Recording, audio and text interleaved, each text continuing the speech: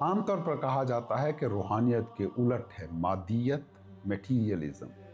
جب دنیا کے بارے میں بات کی جاتی ہے تو ہم کہتے ہیں کہ یہ دنیا بہت مادہ پرست ہو گئی ہے۔ چلو آج اسے سمجھنے کی کوشش کریں۔ کیا تم واقعی مادہ پرست ہو؟ رکو، جواب دینے سے پہلے ذرا سوچو۔ ہمارے معاشرے میں اس لفظ کا مطلب کیا لیا جاتا ہے؟ جب تم کسی کو مادہ پرست کہتے ہو، مٹیریلسٹ، تو تمہارا مطلب کیا ہوتا ہے؟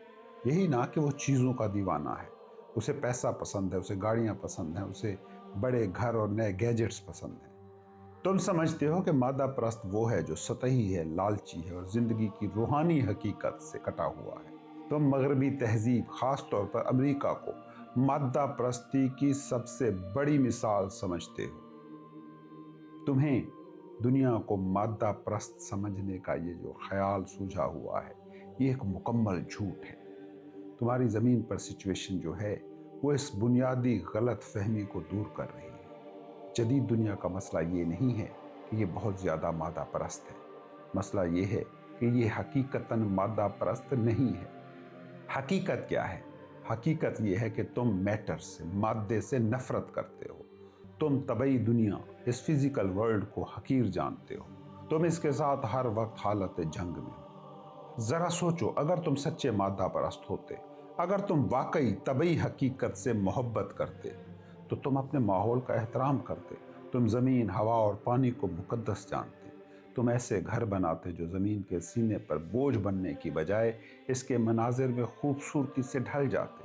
تم ایسا کھانا پکاتے جو تمہارے جسم کو توانائی دیتا اور تمہاری حسیات کو لطف دیتا، نہ کہ وہ پروسیسڈ بے ذائقہ کھانا جسے تم صرف اس لیے کھاتے ہو کہ یہ جلدی تیار ہو جاتا ہے۔ تم ایسے کپڑے پہنتے جو تمہاری جلد کو آرام دیتے، نہ کہ وہ بے آرام یونیفارم جو صرف تمہارے رتبے، تمہارے سٹیٹس کو ظاہر کرتے ہیں۔ لیکن اپنے ارد گرد دیکھو، تم مادی چیزوں کے ساتھ کیا کر رہے ہو؟ اس مادی دنیا کے ساتھ تمہارا تعلق کیا ہے؟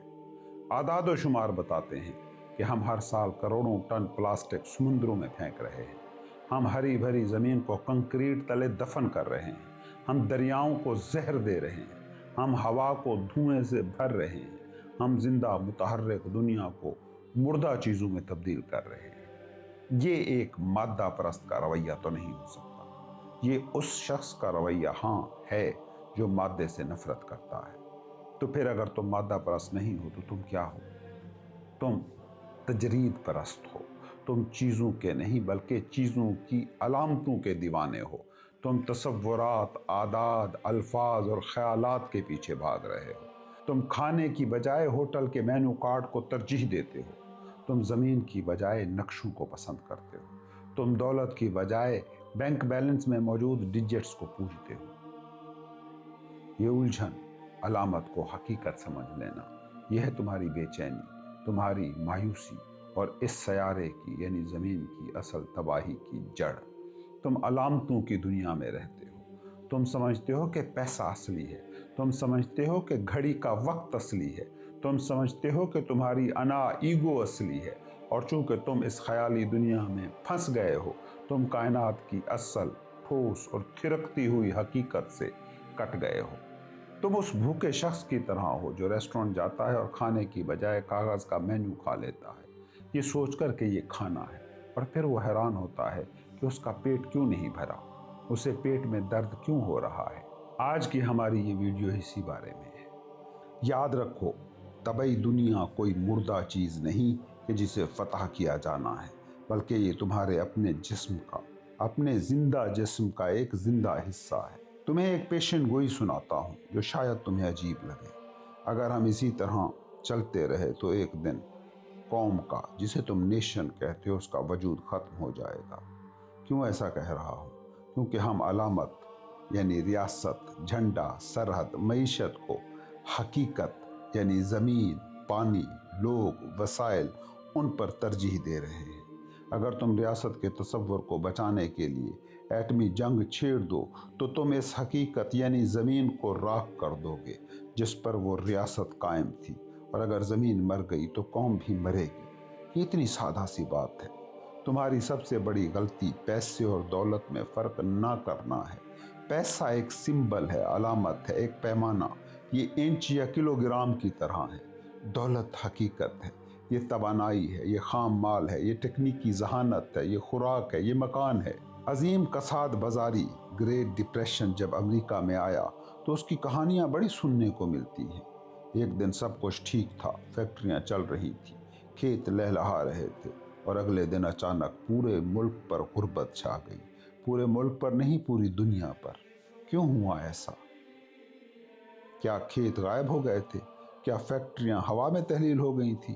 نہیں، جسمانی طور پر فزیکل ریلم میں سب کچھ ویسے کا ویسا ہی تھا جیسا ایک دن پہلے تھا۔ ہوا کیا؟ پیسہ ختم ہو گیا۔ یہ بالکل ایسے ہی ہے جیسے ایک عمارت بنانے والے مزدوروں سے کہا جائے کام روک دو، ہمارے پاس لکڑی اور سیمنٹ تو بہت ہے لیکن ہمارے پاس انچ ختم ہو گئے ہیں، اس لیے ہم اب مزید ناپ نہیں سکتے۔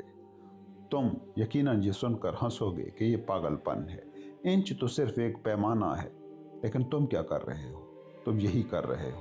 تمہارے پاس ٹیکنالوجی ہے، وسائل ہیں کہ دنیا کے ہر انسان کو کھانا کھلا سکو، لیکن تم کہہ کیا رہے ہو؟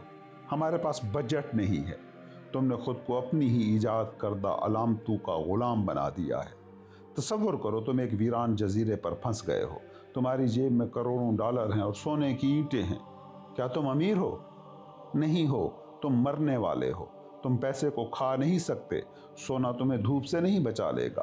اس جزیرے پر اصل دولت ایک مچھلی پکڑنے والا کانٹا، صاف پانی اور شاید ایک ساتھی ہو۔ لیکن تم اپنی زندگی میں اس جزیرے پر پھنسے ملاح کی طرح ہو جو سونے کے صندوق کو سینے سے لگا کر بھوک سے مر رہا ہے۔ تم پیسے جمع کر رہے ہو جو صرف کاغذ ہیں، اور اس کے بدلے اپنی اصل زندگی، حقیقی زندگی، اپنا وقت، اپنی صحت گنوا رہے ہو۔ تمہیں یہ سمجھنا ہوگا کہ مشین اور ٹیکنالوجی کا مقصد تمہیں کام سے آزاد کرنا تھا، لیکن تم بے روزگاری سے ڈرتے ہو۔ مشین کا مقصد ہی یہی ہے کہ انسان مشقت نہ کرے۔ اگر مشین کھانا اور کپڑا پیدا کر رہی ہے تو انسان کو بھوکا کیوں مرنا چاہیے؟ صرف اس لیے کہ اس کے پاس نوکری نہیں۔ دولت تو موجود ہے، ہمیں اس اخلاقیات سے جان چھڑانی ہوگی کہ کام کرنا ہی عبادت ہے۔ اگر مشین کام کر رہی ہے تو انسان کو آزاد ہونا چاہیے تاکہ وہ آرٹس، محبت، کھانا پکانے اور زندگی کو سمجھنے جیسے اعلیٰ کام کر سکے۔ اگر تم امیر ہو کر بھی بد ذائقہ کھانا کھاتے ہو، بدصورت گھروں میں رہتے ہو اور بے آرام کپڑے پہنتے ہو تو تم دولت مند نہیں ہو، تم صرف علامتوں کے مالک ہو۔ اب ایک ایسی چیز کی بات کرتے ہیں جو تم روز کرتے ہو لیکن اس کی ہولناکی اور تقدس کو بھول چکے ہو۔ کھانا۔ کھانا تمہاری طبعی کائنات کے ساتھ سب سے گہرا تعلق ہے، لیکن ایک تلخ سچ ہے جسے تم نظر انداز کرتے ہو۔ زندہ رہنے کے لیے تمہیں مارنا پڑتا ہے۔ تمہارا جسم ایک بھٹی ہے، ایک شعلہ ہے جو اسی وقت تک جلتا ہے جب تک اس میں ایندھن ڈالا جائے، اور وہ ایندھن دوسری زندہ چیزیں ہیں، پودے، جانور، مچھلیاں۔ تم لغوی معنوں میں قاتل ہو، تم دوسری زندگیوں کو چبا کر زندہ رہتے ہو۔ یہ بات تمہیں پریشان کرتی ہے، تمہیں جرم کا احساس ہوتا ہے، اس لیے تم حقیقت کو چھپاتے ہو۔ تم سپر مارکیٹ جاتے ہو تو تمہیں مردہ جانور نظر نہیں آتا، تمہیں گوشت کا ٹکڑا نظر آتا ہے جو پلاسٹک میں لپٹا ہے، صاف ستھرا خون کے بغیر۔ تم نے باورچی خانے کو ذبح خانے سے میلوں دور کر دیا ہے۔ تم دکھاوا کرتے ہو کہ کھانا تو جادو سے ظاہر ہوا ہے، اور چونکہ تم اس حقیقت سے انکاری ہو، تم اپنے کھانے کی بے حرمتی کرتے ہو، تم اسے مردہ مادہ سمجھتے ہو، میٹر۔ اگر تمہیں زندہ رہنے کے لیے مارنا ہی ہے تو کم از کم اسے احترام کے ساتھ کرو، اسے محبت کے ساتھ کرو۔ جب ہم کسی سے محبت کرتے ہیں تو کہتے ہیں میں تمہیں کھا جاؤں گا۔ اس کا مطلب ہے کہ تم کسی چیز کو اتنا چاہتے ہو کہ اسے اپنا حصہ بنا لینا چاہتے ہو۔ اگر تم کھانے کے ساتھ یہ رویہ رکھو تو تم اسے ضائع نہیں کرو گے، تم اسے بد ذائقہ نہیں بناؤ گے۔ ایک زین بھکشو نے کہا تھا اگر ایک مرغی ماری گئی ہے مگر اسے صحیح طریقے سے پکایا نہیں گیا ہے تو وہ مرغی رائے گاں مری ہے۔ لیکن ذرا اپنے باورچی خانے کو دیکھو، یہ کسی ہسپتال کا آپریشن تھیٹر لگتا ہے، سفید، چمکدار، جراثیم سے پاک۔ تمہارا کھانا کیمسٹری کی کتاب بن گیا ہے، پروٹینز، کیلوریز، وائٹامنز، تم نمبر کھا رہے ہو، ذائقہ نہیں۔ تمہاری بریڈ کو دیکھو، یہ روٹی نہیں، یہ کھانے والا فوم ہے، یہ بے وزن، بے ذائقہ اور پلاسٹک جیسی ہے۔ تم اس لیے کھاتے ہو کیونکہ نرم ہے اور اسے چبانا نہیں پڑتا۔ تم نے اپنی حسیات کو، سینسز کو سلا دیا ہے، اور یہ سب کیوں؟ کیونکہ تم وقت بچانا چاہتے ہو۔ तुम इंस्टेंट कॉफ़ी पीते हो जो जले हुए पानी जैसी है, सिर्फ 3 मिनट बचाने के लिए। और इन 3 मिनट का तुम क्या करते हो? क्या कोई नज़म लिखते हो? नहीं, तुम जल्दी दफ्तर पहुंचते हो ताकि मज़ीद कागज़ काले कर सको। तुम मुस्तकबिल की दौड़ में हाल का जायका खो रहे हो। अगर तुम घड़ी देखते हुए खाना खा रहे हो तो तुम खाना नहीं, बेचैनी, एंजाइटी खा रहे हो।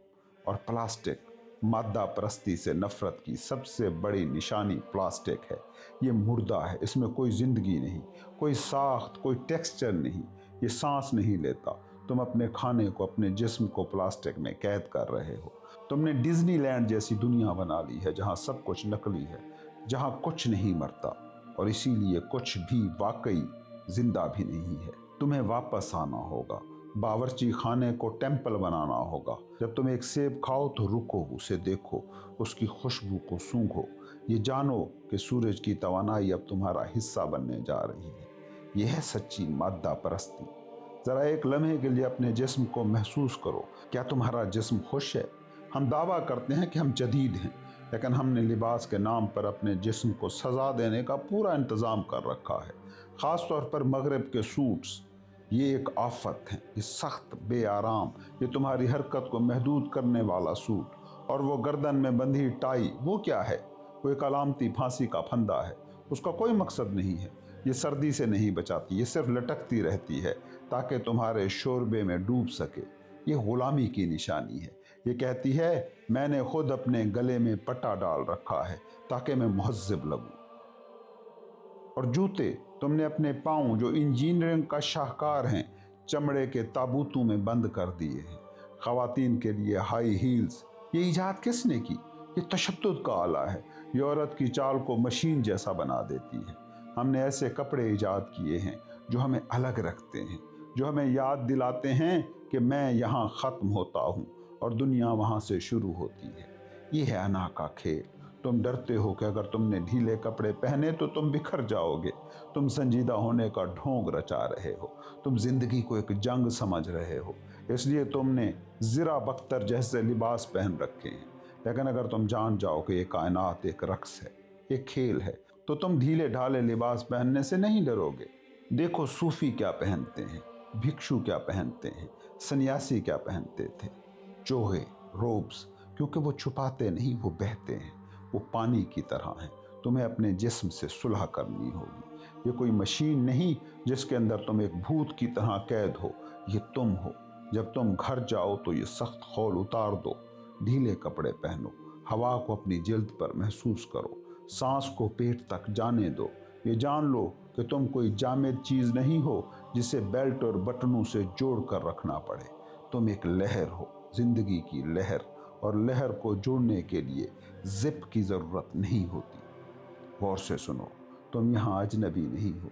तुम इस कायनात से बाहर से नहीं आए, तुम इसमें से निकले हो जैसे समंदर से लहर निकलती है। ये मादा परस्ती का सबक है। पैसा दौलत नहीं है, ये सिर्फ एक अलामत है। खाना ईंधन नहीं है, ये एक मुकद्दस कुर्बानी है। जिस्म कोई मशीन नहीं है, ये कायनात के रक्स में शामिल एक इलाही रक्स है। क्या ये सब अहमियत रखता है? हाँ, क्योंकि जब तक तुम अलामतों की पूजा करोगे और हकीकत को तबाह करोगे, तुम खुद को तबाह करोगे। उठो, मेनू कार्ड खाना बंद करो, असली खाना खाओ, अपनी हिस्सियात में वापस आओ। यही ज़िंदगी है, यही सच है और यही रास्ता है रियलिटी की तरफ।